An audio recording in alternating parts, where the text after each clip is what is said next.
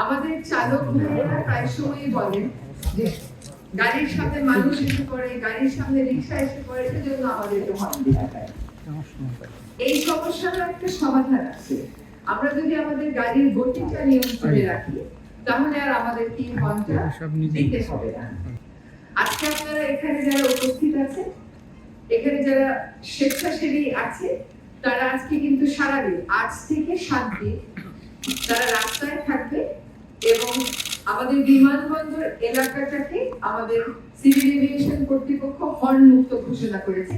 কারণ বিমানবন্দরকে তো আপনি নীরব ঘোষণা করতে পারবেন না, ওখানে বিমান নামবে, বিমান উঠবে, আর তার দুই পাশে মোট 3 কিলোমিটারকে নীরব এলাকা ঘোষণা করা হয়েছে। এটা এক ধরনের যুদ্ধই বলতে পারে, কারণ প্রত্যেকের ড্রাইভার এই গাড়ি তুলতে প্রথম কাজটা হয়, আপনার বাসা থেকে যখন গাড়িটা বের করে, বাসা থেকে বের করার সময় একটা হর্ন দেয়, অথচ বাসায় তো আর কোনো গাড়ি নেই। তো এই যে দীর্ঘদিনের অভ্যস্ততা, এইটা সারাতে অবশ্যই আমাদের অভ্যাসগত পরিবর্তন লাগবে, এবং সেই অভ্যাসগত পরিবর্তন আসে সচেতনতার মাধ্যমে, আইনের কঠোর প্রয়োগের মাধ্যমে। এই উদ্যোগটা আমরা প্রথমে 1 সপ্তাহ চালাবো এই এলাকাতে। এই এলাকাটাকে বেছে নেওয়ার 2টো কারণ আছে।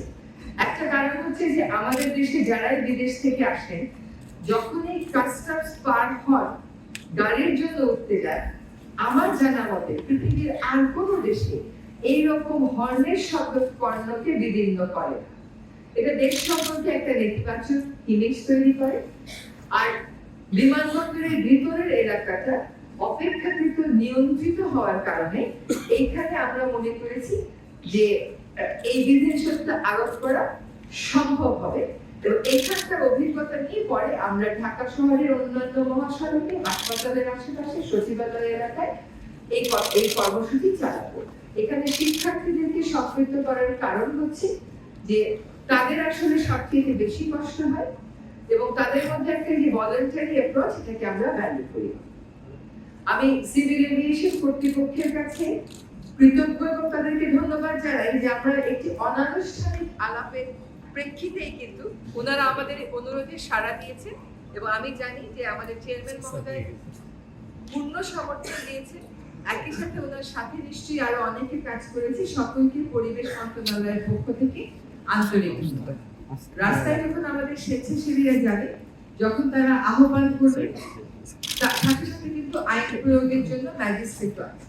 আমাদের বিমানবন্দরের ভিতরে আমাদের সিভিল এভিয়েশনের নিজস্ব ম্যাজিস্ট্রেট আছে, একদিকে আমাদের উত্তর সিটি কর্পোরেশনের ম্যাজিস্ট্রেট আছে, আরেকদিকে আমাদের ট্রাফিকের ম্যাজিস্ট্রেট আছে।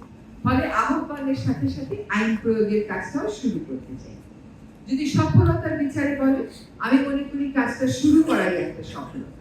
এতদিন কেবল এই বিধানটা, এই নিষেধাজ্ঞাটা আমরা আইনের বইয়ে পেয়েছি, এই বিষয়ে মানুষকে অভিযোগ করতে শুনেছি, অনুযোগ করতে শুনেছি।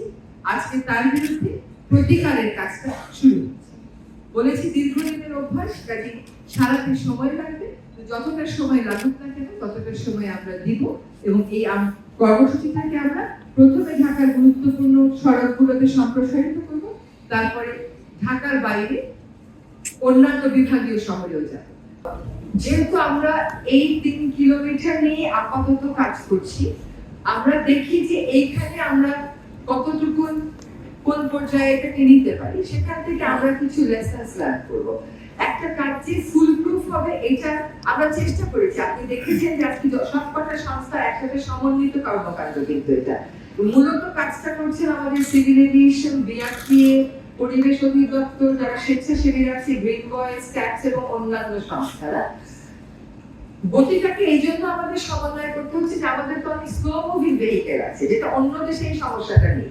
সেজন্য গতিটা সমন্বয় করা জরুরি, কারণ একটা যুদ্ধে গাড়ির সামনে রিক্সা চলে আসে। এই 3 কিলোমিটার বেছে নেওয়ার একটা কারণ হচ্ছে যে এখানে কোনো স্লো মুভিং ভেহিকেল চলছে না, ফলে যেই যুক্তিটা দেওয়া হয় সবসময় হর্ন বাজানোর জন্য, সেটা এখানে প্রযোজ্য হবে না।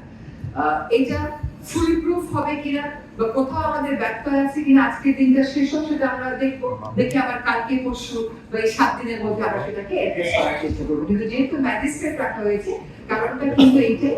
বেসামরিক বিমান কর্তৃপক্ষের সাথে যখন সিভিল এভিয়েশন যখন বসা হয়েছে, সিভিল এভিয়েশনকে এই জন্যই মানে ওনাদের পার্টনারশিপটা এই জন্যই আমাদের জরুরি যে এই কথাগুলো ওনারা বলেছে।